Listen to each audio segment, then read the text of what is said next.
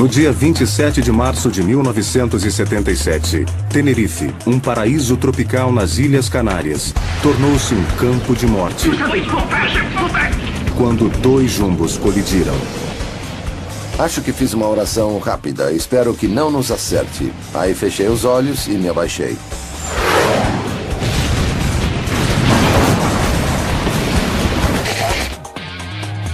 Da mesma maneira que o Titanic se tornou mais do que um desastre, virou uma espécie de épico e realmente se cimentou na história como um ícone, eu acho que para um historiador atual, o acidente em Tenerife foi a mesma coisa.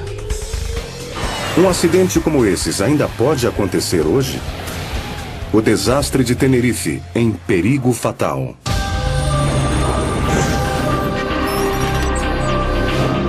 Perigo fatal, desastre de avião.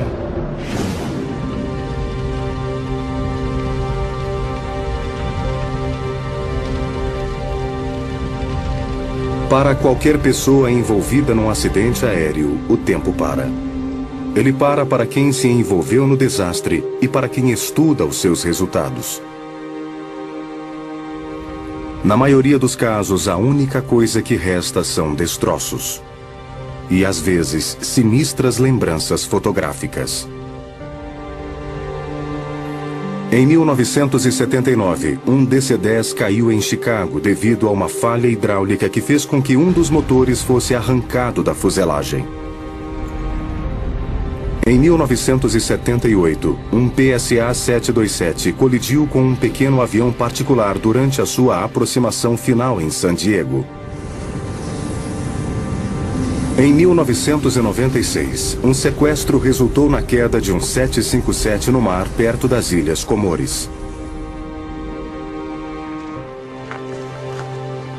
Todo desastre aéreo é diferente, mas no âmago de cada um encontramos uma ou mais causas de uma lista sinistramente familiar. Terrorismo. Falha mecânica. Clima. Problemas técnicos. Erro humano. Raramente um acidente de avião resulta de uma combinação de todos esses fatores.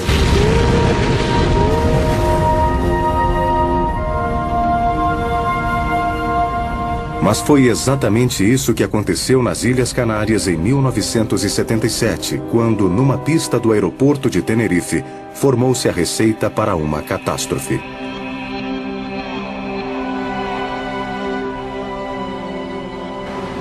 Aquela ali é a Charlie 4. Daqui dá pra ver na Charlie 4, na intersecção com a pista, foi onde o acidente aconteceu.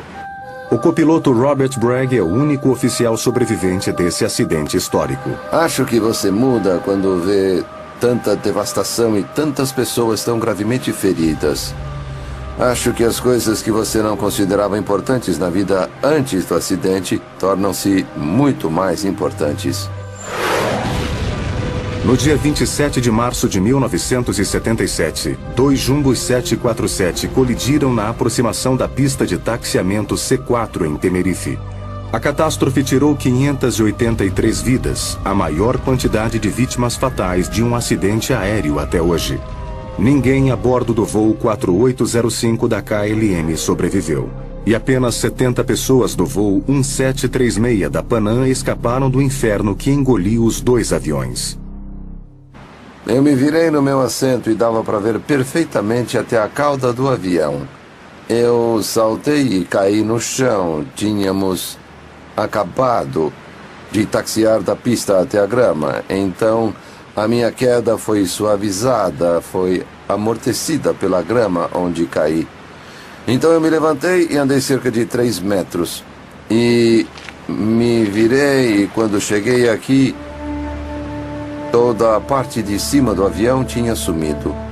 A impressão era que uma faca gigante tinha cortado toda a parte de cima da fuselagem. Nem precisamos esperar a ordem do comandante. Eu me levantei rápido e comecei a gritar ordens para evacuar o avião. As duas asas estavam em chamas. E em cima da asa esquerda já havia de 55 a 60 pessoas de pé.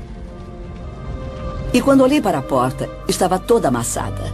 Não havia mais nada ali, nem a parte de cima do avião. Em vez disso, era um monte de destroços. De repente, a Joan estava lá em cima. Eu estava parada lá e ela se inclinou e disse: Suzanne, agarre a minha mão. E ela me puxou para fora do avião.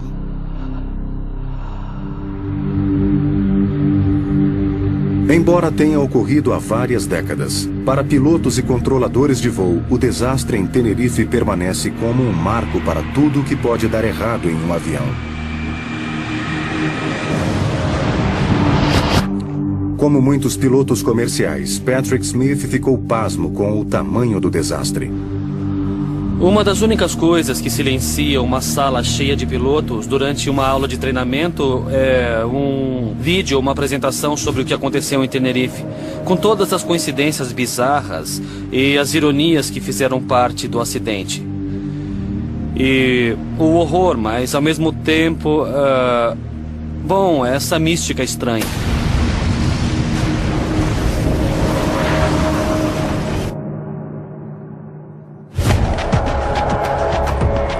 Os acontecimentos de Tenerife foram o resultado de uma sucessão de azares quase inconcebíveis e circunstâncias ainda piores. O terrorismo fecha um aeroporto, redirecionando aviões enormes para Tenerife, que tem uma única pista para receber o novo tráfego. Transmissões de rádio essenciais cancelam umas às outras, e avisos cruciais 1736, report when runway clear. Nunca são recebidos. A neblina cobre inteiramente o aeroporto e aviões enormes são forçados a ficar fora do alcance visual um do outro.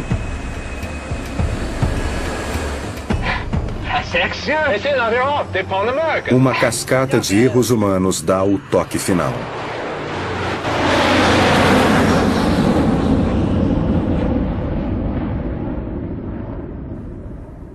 O acidente de Tenerife foi muito singular e, por outro lado, não foi nada singular, porque se você analisar bem, verá que muitos fatores se combinaram e causaram aquele catastrófico acidente. É por isso que acidentes como o de Tenerife são considerados de baixa probabilidade, mas de grande consequência, porque é preciso que todos esses fatores se combinem. Exatamente o que aconteceu nessa pista em 1977. Como aquilo aconteceu e, o mais importante, pode acontecer de novo? 1448 não deveria estar nem perto de Kilo. Mantenha sua posição, por favor. Acho que qualquer um que já esteve envolvido em um acidente automaticamente se pergunta o que poderia ter feito para prevenir esse acidente. Havia 6 homens nas cabines de comando dos 2747. 3 morreram naquela tarde. Hoje resta apenas um piloto. O capitão Robert Bragg concordou em voltar à cabine de comando para, junto com uma tripulação simulada, recriar a cadeia de eventos que levaram àquela colisão mortífera. O diálogo que estamos para ouvir vem diretamente das transcrições das fitas gravadas naquele dia. Quando, no espaço de 1 hora, falhas de comunicação, impaciência, má visibilidade e problemas técnicos culminaram na pior catástrofe da história da aviação. Um desastre que pode acontecer novamente. As Ilhas Canárias são 7 afloramentos vulcânicos no Oceano Atlântico, ao largo da costa noroeste da África. Santa Cruz de Tenerife e Las Palmas estão entre eles. Essas ilhas controladas pela Espanha são destinos turísticos famosos para muitos europeus. Os antigos navegantes as chamavam de Ilhas Afortunadas. Mas a sorte não estava sorrindo naquele domingo 27 de março de 1977, quando uma catástrofe sem precedentes envolveu o aeroporto de Tenerife. Naquele dia, o capitão Robert Bragg estava no Marco Zero. Ele era o copiloto do capitão Victor Grubbs no voo 1736 da Panam, que levava 380 passageiros do aeroporto JFK de Nova York para o aeroporto de Las Palmas, nas Ilhas Canárias. Por volta das 2 da tarde, ao aproximar-se do aeroporto de Las Palmas, recebeu um chamado estranho do controle de tráfego aéreo. A mais ou menos 12 mil pés, recebemos um pedido para mudar de frequência do controlador de tráfego espanhol. Ele disse... Clipper 1736, contact Tenerife. Approach immediately. Então dissemos, nosso destino é Las Palmas e não Tenerife. Por que estamos sendo desviados para Tenerife? E ele disse... There has been a terrorist bomb exploding in Las Palmas terminal building. You are to proceed to alternate Tenerife. Sob o comando da torre, o capitão Bragg e sua tripulação redirecionam seu jumbo para o aeroporto Los Rodeos de Tenerife, a cerca de 25 minutos de distância na ilha de Santa Cruz de Tenerife. Fizemos contato com a torre e imediatamente eles disseram... You are clear to land. Runway 30 in Tenerife. O dia estava perfeitamente claro. Dava para ver o aeroporto a 24 quilômetros de distância.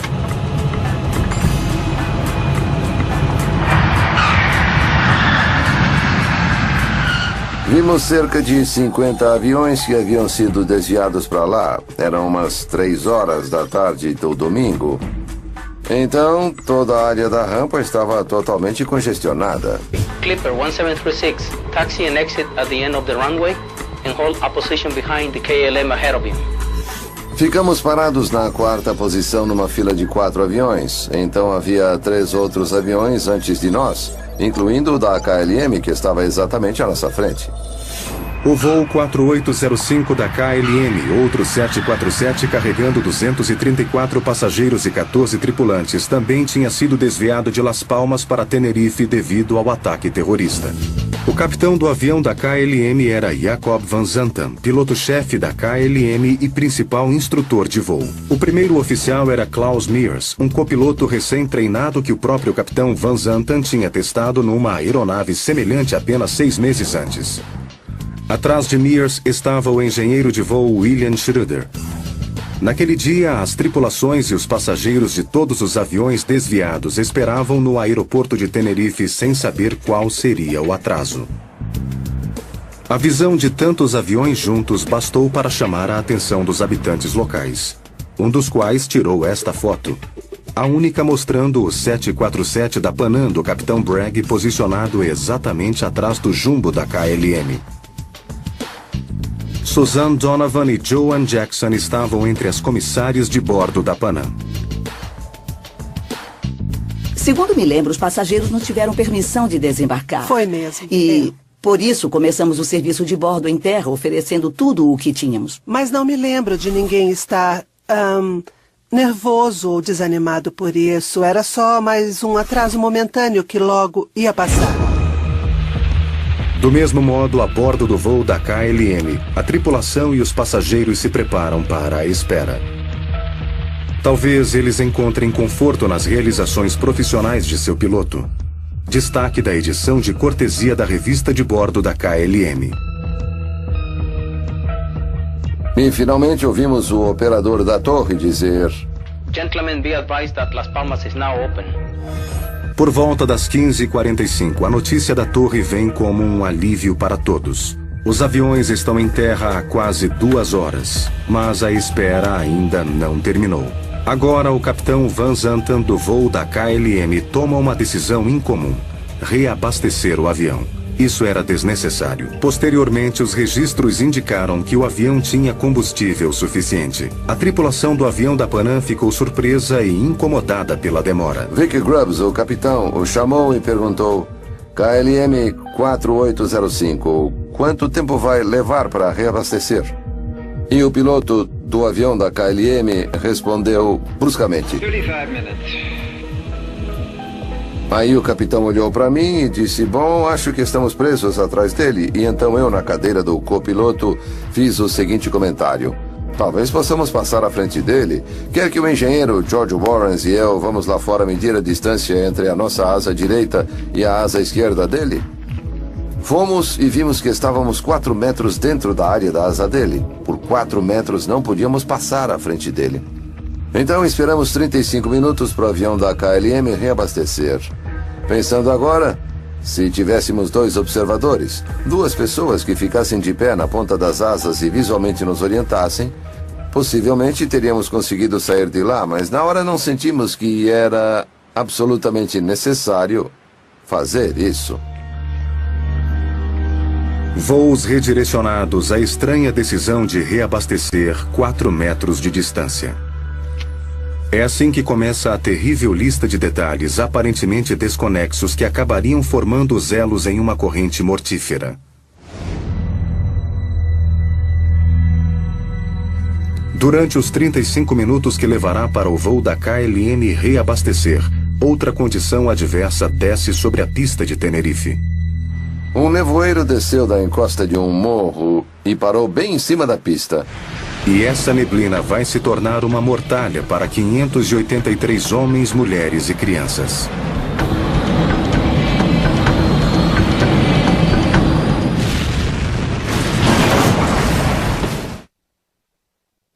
Na tarde de 27 de março de 1977, nas Ilhas Canárias, pertencentes à Espanha, Las Palmas is closed. terroristas detonam uma bomba no terminal de Las Palmas, fazendo com que dezenas de voos sejam redirecionados para Tenerife, uma ilha vizinha com apenas uma pista. O voo 1736 da Pan American, vindo de Nova York e copilotado pelo capitão Bragg, é um dos 2 jumbos agora enfileirados esperando instruções do controle de tráfego aéreo de Tenerife. Estacionado diretamente à frente do jumbo da Panam está o voo 4805 da KLM, vindo de Amsterdã, pilotado pelo veterano capitão Van Zanten. Depois de uma demora de quase 3 horas em terra, a torre finalmente autoriza a decolagem de todos os voos para seus destinos originais. Gentlemen, be advised that Las Palmas is now open.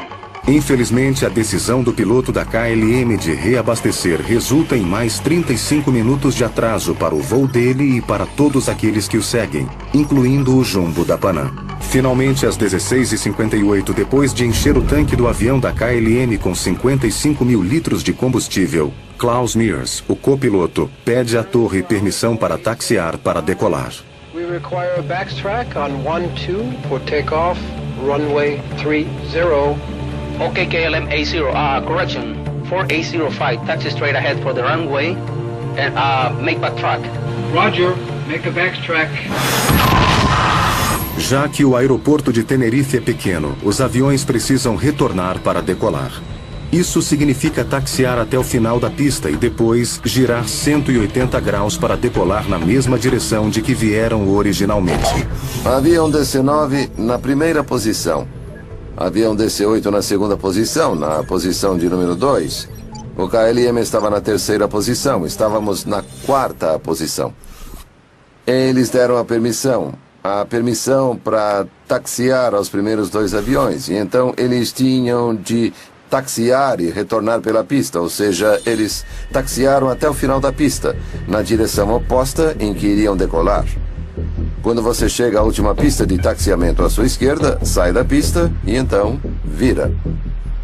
Às 16h59, o voo 4805 da KLM começa a taxiar pela pista. Approach. You want us to turn left at Charlie 1? Taxi evade Charlie 1? Negative. Taxi straight ahead up to the end of the runway and make back track. Okay, sir. Alguns minutos depois, às 17h02, o avião da Panam recebe instruções para seguir a trilha do KLM pela pista. Mas, diferentemente do avião da KLM, o voo da Panam deve sair numa das várias pistas de taxiamento e esperar, para livrar a pista para o voo da KLM decolar. É com essas instruções que a confusão começa. Não fica claro para os pilotos do voo da Panam exatamente qual pista de taxiamento o controle de tráfego quer que eles peguem. Nós recebemos instruções da torre. Panam 1736, Theater taxiway to your left. Tínhamos acabado de passar a C2, e alguns afirmam que deveríamos pegar a Charlie 3. Essa saída leva você de volta à área do terminal. Todas as saídas daquele terminal estavam bloqueadas, então não iríamos a lugar algum, íamos esperar de novo. Ouvi algumas pessoas dizerem que houve um problema de idioma, mas discordo totalmente disso. Estávamos ouvindo as comunicações da torre, o que é uma prática comum, todos no mundo falam inglês. Podíamos entender o operador da torre perfeitamente. Mas os 2 aviões que taxiaram à nossa frente pegaram a Charlie 4. Nós perguntamos à torre, dissemos, poderia confirmar qual pista de taxiamento podemos pegar? E ele disse, eu quero que pegue a terceira pista de taxiamento à esquerda. E então ele repetiu em espanhol. E aí um dos nossos, acho que foi o engenheiro George Warren, repetiu em espanhol. Mas foi só isso. Em outras palavras, quando ele disse isso ainda na nossa cabeça, eu ainda acreditava que ele estava falando sobre a quarta pista. Ele havia mandado outro avião lá para sair da pista, naquela pista de taxiamento. Acreditando que a saída Charlie 3 não pode ser o seu destino, a tripulação do voo da Panam chama a torre novamente e pede esclarecimentos. The third one said 1, 2, 3, the third one.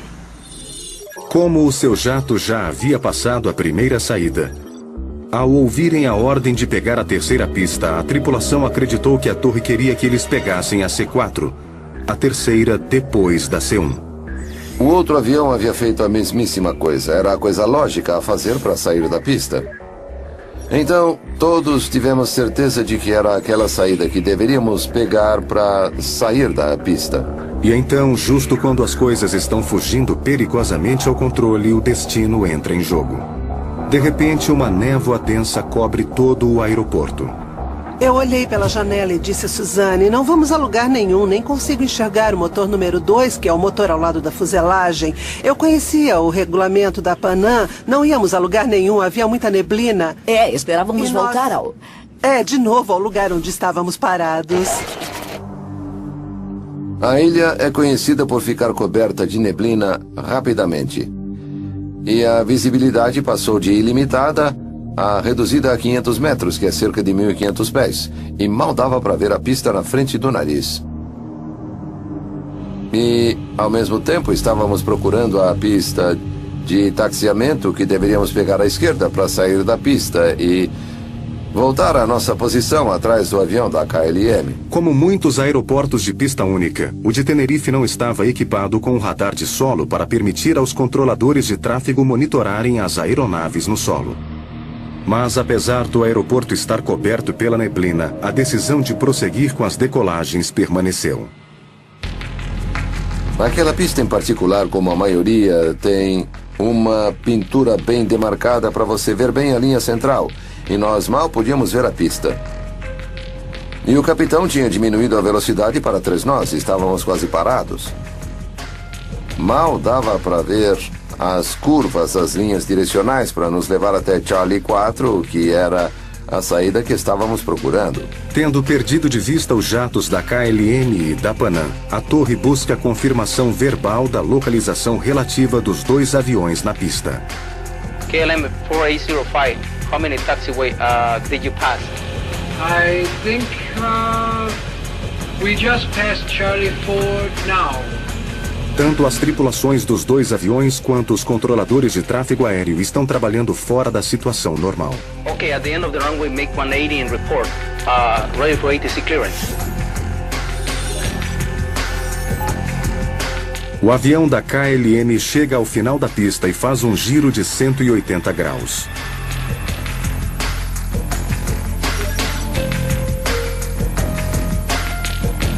E o que acontece a seguir é uma conversa extraordinária entre o piloto e o copiloto.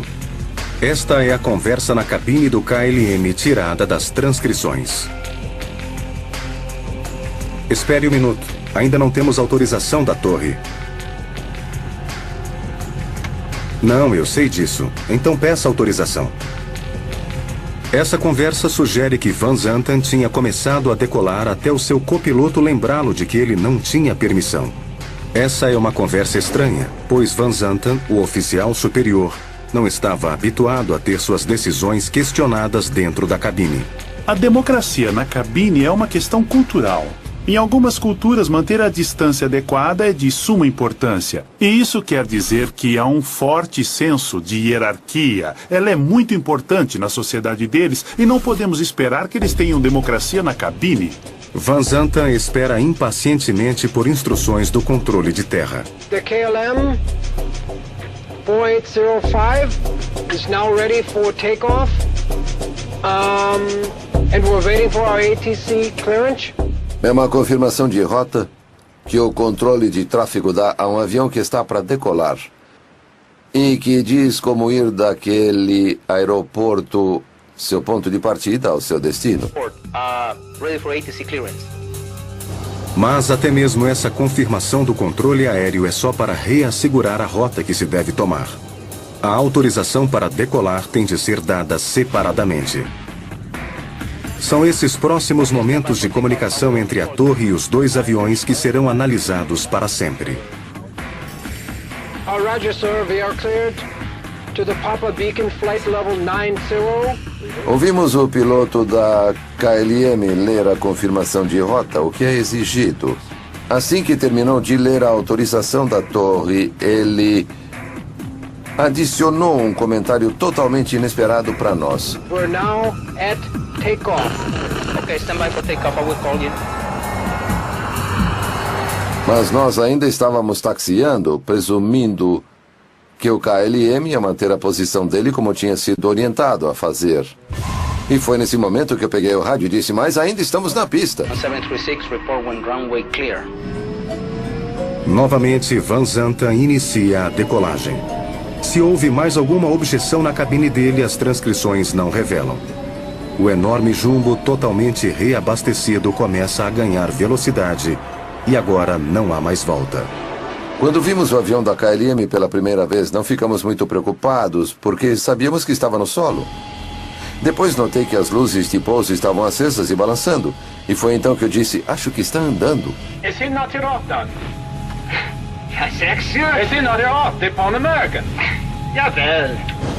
Eu podia ver as luzes dele piscando. E então ele decolou.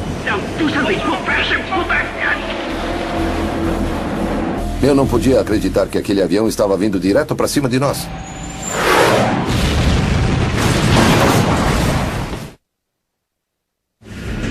Numa pista coberta de neblina, dois Jumbos 747 tentam desesperadamente sair do caminho um do outro. Mas é tarde demais. E eu disse, ele está vindo, saia, ao capitão. Ele deu potência máxima e acelerou. Estávamos só a 3 nós, por isso o avião se movia muito devagar. Acho que fiz uma oração rápida. Espero que não nos acerte.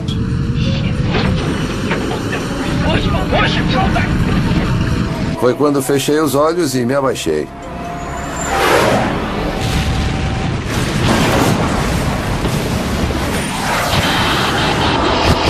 E de repente, houve um baque, um impacto enorme. A Joan pulou, foi até a porta, olhou pela janela e gritou, fogo na asa. Toda a parte superior da fuselagem foi cortada. Se você olhar as janelas do avião, as janelas tinham sumido e toda a parte de cima do avião tinha sumido. Então o que fiz quando decidi sair e comecei a gritar para todos saírem, eu fiquei em pé no que restou da cabine de comando, me estiquei e agarrei a parte de trás do assento do capitão, o assento do Victor Krebs. E aí pulei para fora. Eu continuei andando pelos restos da fuselagem e andei cerca de 1,5 metro e vi uma borda, um vazio de cerca de 1,5 metro e havia um grupo de passageiros lá, 8, talvez 8 ou 10 passageiros, e eu comecei a empurrá-los dizendo, pulem, pulem, vamos, temos que sair daqui. E então os destroços se mexeram de novo e então todo mundo, todos nós começamos a saltar para tentar sair do lugar onde os destroços estavam se mexendo. Porque os motores estavam cuspindo metal, estavam se desintegrando totalmente. Ninguém depois da fileira 33 conseguiu sair do avião. E o motivo foi porque quando o KLM nos atingiu, o trem de aterrissagem dele rasgou o nosso avião. Na verdade, encontraram o trem de pouso dele, o trem principal, entre os nossos destroços.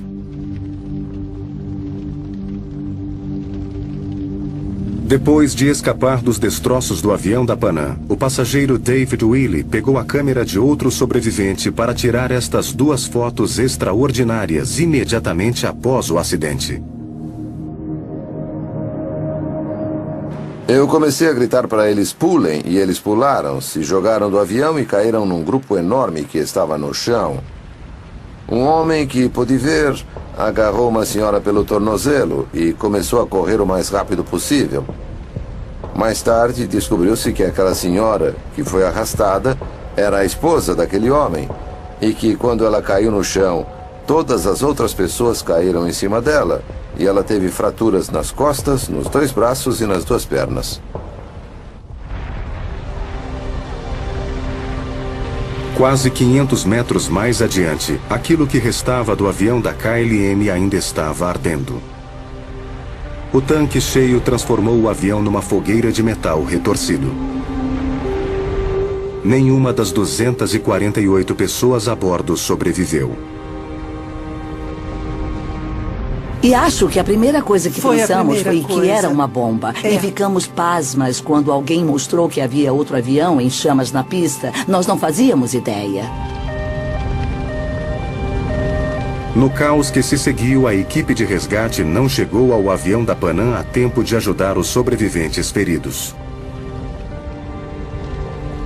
Eu me lembro que andava entre os passageiros que estavam no chão, que conseguiram sair e estavam muito machucados. E eu me abaixava e tentava confortá-los, dizendo: não se preocupe, as ambulâncias estão vindo, a ajuda está chegando, o pessoal da emergência vai chegar logo. No entanto, não vimos nem sinal de equipamento de emergência, não vimos ambulâncias, nem caminhões de bombeiros. O que aconteceu foi que, quando o avião da KLM nos atingiu, quebrou o trem de pouso dele. Ele explodiu e bateu quase 500 metros pista abaixo. Ele estava mais perto da torre do que nós. A torre chamou os 2 aviões, não teve nenhuma resposta. E nesse momento, um avião que sobrevoava o aeroporto, aguardando ordem para pousar, chamou a torre e disse que havia fogo e destroços na pista onde ia descer.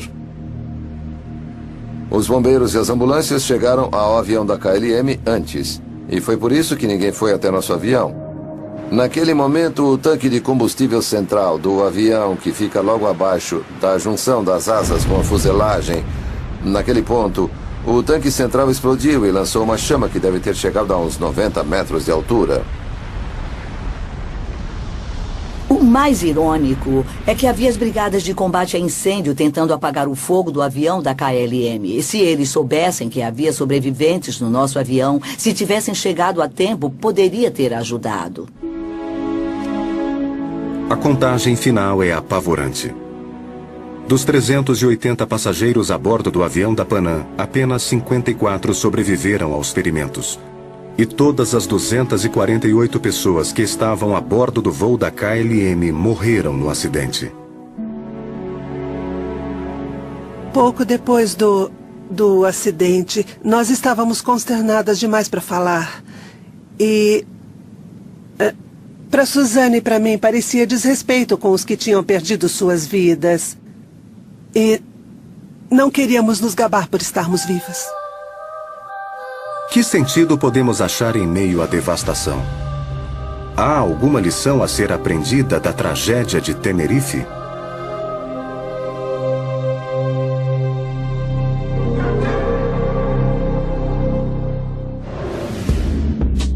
As causas da catástrofe de Tenerife são várias. A Escola de Engenharia da Universidade do Sul da Califórnia abriga um programa de pesquisas e treinamento de segurança na aviação de fama internacional.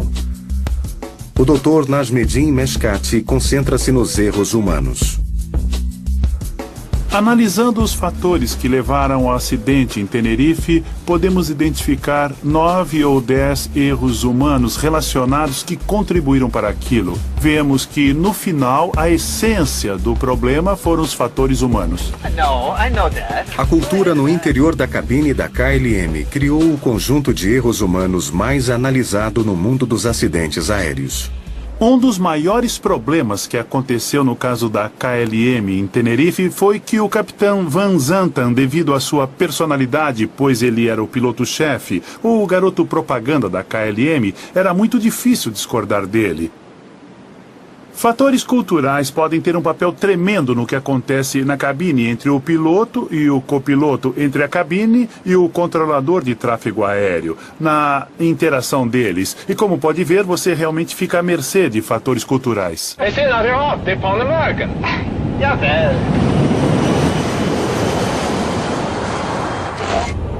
E na verdade foi o engenheiro de voo, que é o terceiro em comando no avião, que questionou se o avião da Pan American estava fora da pista. Ele foi o único a questionar, e então o capitão respondeu sim, está, enfaticamente, que ele estava fora da pista. As consequências da dinâmica humana em Tenerife ainda serão muito debatidas, mas outras falhas são mais óbvias. Uma causa essencial, mas pouco discutida, foi atribuída a uma falha técnica comum nas comunicações via rádio. Okay, stand by for takeoff. I will call you. Eu respondi apertando o botão do microfone e dizendo: nós ainda estamos na pista. Roger Alpha 1736, report when runway clear. Infelizmente, a mensagem urgente de Robert Bragg de que o seu 747 ainda estava na pista e no caminho do 747 da KLM nunca foi recebida com clareza. Ela não foi ouvida devido a um fenômeno de radiofrequência conhecido como o efeito heterógeno. Patrick Smith é piloto comercial e escritor. A maior parte do tempo, os pilotos se comunicam através de um rádio VHF de 2 vias. E funciona assim. Um membro da tripulação ou um controlador de tráfego aéreo pega o microfone ou usa um fone de ouvido e o botão no microfone. Aperta o botão, faz a transmissão, solta o botão e espera uma confirmação em linguagem de aviação, um cotejamento. 3 Golfo Charlie está pronto em Foxtrot 251. Saia da pista Charlie 25 à esquerda e aguarde. Aguardar em 25 à esquerda, 3 Golfo Charlie. O problema aparece quando 2 ou mais transmissões são feitas ao mesmo tempo. Elas cancelam uma ou outra e o resultado é um guincho prolongado ou apenas um monte de estática. O que aconteceu em Tenerife foi que 2 transmissões importantíssimas que realmente poderiam ter evitado o acidente foram feitas no mesmo instante, foram bloqueadas e ninguém as ouviu. Existem dispositivos que podem ser colocados em rádios de aviões comerciais que não permitem a ocorrência de heterógenos, mas ainda não estão em todos os aviões. Mas isso não quer dizer que teremos uma crise iminente em que 2 aviões estão prestes a se chocar o tempo todo. Já faz 30 anos e não aconteceu de novo. E com cerca de 40 mil aviões decolando, aviões comerciais decolando no mundo todo dia os registros falam por si mesmos. Dito isso, é fácil resolver. Por que não fazê-lo? A catástrofe que aconteceu em Tenerife tem um nome técnico: incursão. A Federal Aviation Administration define uma incursão de pista como uma colisão ou uma quase colisão envolvendo 2 aviões tentando pousar ou decolar. A incursão de Tenerife pode ter sido a pior da história, mas não será a última. Segundo o último relatório que vi, ainda acontecem cerca de 300 incursões de pista todo o ano no mundo todo. No meu caso, eu nunca tinha passado por uma incursão de pista até o acidente de Tenerife. Mas uma já bastou. Outra será demais.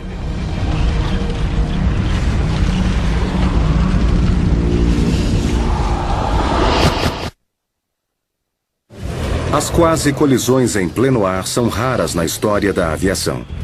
Contudo, as quase colisões entre aviões enquanto um deles está em solo é uma ocorrência quase diária. Houve outro acidente. 6 anos depois do acidente de Tenerife em Madrid, envolvendo uma colisão em solo entre um DC-9 e um Boeing 727. Não houve nenhuma outra grande colisão em solo depois disso, até o acidente no aeroporto de Linate, em Milão, em outubro de 2001. Um jato executivo Cessna Citation foi liberado para taxiar no final da pista e ao fazê-lo, taxiou na direção oposta e atravessou a pista, na qual um jato MD-87 estava decolando. A incursão de pista em Linate é muito parecida com a de Tenerife. Ambos os aeroportos sempre ficam cobertos pela neblina e, na época, nenhum deles tinha um radar de solo em operação. As incursões de pista são o foco da pesquisa de Ratan Katwa na empresa de aviação Honeywell. De dentro da cabine de um avião que está chegando ao Aeroporto Internacional de Los Angeles, ele demonstra o que os pilotos enfrentam com um controle de tráfego aéreo em qualquer voo. Quando nos aproximamos da pista, acontecem duas situações potencialmente perigosas. Primeiro, nosso indicativo de chamada era muito parecido com o indicativo de chamada de outro avião. Ouviu que haviam 3 Charlie Charlie? Sim. Na frequência? É bem parecido. O nosso indicativo de chamada é 3 Golf Charlie. O que ouvimos no rádio na mesma frequência foi um indicativo muito parecido, 30 Charlie Charlie. Esse problema, esses indicativos de chamada semelhantes foram fatores importantes em incursões de pista anteriores. Em seguida, ocorre uma coisa que poderia facilmente gerar confusão sobre o indicativo. Uma mudança de pista de último minuto. 3 Golf Charlie, mude para a pista 25 da direita. Livre para pousar. 12507. No último momento da aproximação final, o controlador da torre nos pediu para fazer um desvio para pousar em outra pista, uma pista paralela. E isso, é claro, dentro de um ambiente em que a carga de trabalho é alta, o estresse pode ser alto. Em outras palavras, isso certamente pode levar a uma situação que poderia causar uma incursão de pista. A nossa sequência de pouso confusa em Los Angeles ilustra por que muitos acreditam que mapas de alta tecnologia e sistemas de alerta de situação deveriam ser equipamentos obrigatórios em aviões comerciais. Mas outros não acreditam que a tecnologia seja a solução. Um monitor de TV mostra uma representação gráfica de onde o seu avião está em relação a outros aviões, no solo e no ar. Se houvesse algo parecido em Tenerife, talvez o acidente pudesse ter sido evitado. 6530 Mike na pista 25 da direita, livre para decolar. Entendi. Às vezes, essa tecnologia é mais requintada do que tem que ser. E há muitos avisos orais e representações com códigos de cores. Às vezes, eles requerem mais rapidez de raciocínio do que o piloto consegue ter naquele momento. Estudos mostram que quando a carga de trabalho de uma tripulação é alta demais ou baixa demais, o desempenho sofre. Em 1977, uma combinação letal de erro humano, neblina, problemas tecnológicos e superlotação na pista levou ao pior acidente da aviação de toda a história. Cada fator que levou à catástrofe de Tenerife poderia acontecer de novo em qualquer aeroporto hoje. Será que as lições de Tenerife foram totalmente compreendidas 3 décadas após o acidente? Quando você analisa a quantidade de pousos e decolagens que acontecem no mundo, em tantos aeroportos diferentes, acha que outro Tenerife não é tão improvável. Quem serve ao público tem essa fixação. Você vê uma tecnologia melhor, mais brilhante, mais moderna e acha que é uma panaceia. Mas na verdade não é.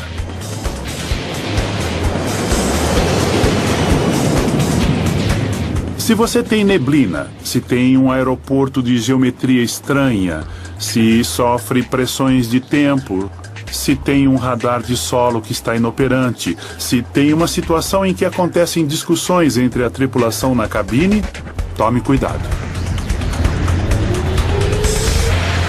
Acho que se você perguntasse a 100 pessoas qual é a lição de Tenerife, acho que só 7 ou 8 saberiam do que está falando. Mas as lições que foram aprendidas foram aplicadas. As incursões de pista e quase colisões, como às vezes são erroneamente chamadas, têm aumentado. Mas, de certo modo, isso é só consequência de que existem muito mais aviões, muito mais pessoas voando. Um estudo encomendado demonstrou que voar em 2006 era cerca de 5 ou 6 vezes mais seguro do que era em 1980. Aprendi com esse acidente que em um avião nunca se pode ter pressa. Se você está atrasado, isso é muito natural. Mas você precisa criar algum tipo de procedimento para se acalmar e dizer: certo, vamos parar. Vamos parar o avião se for preciso até tudo estar perfeito.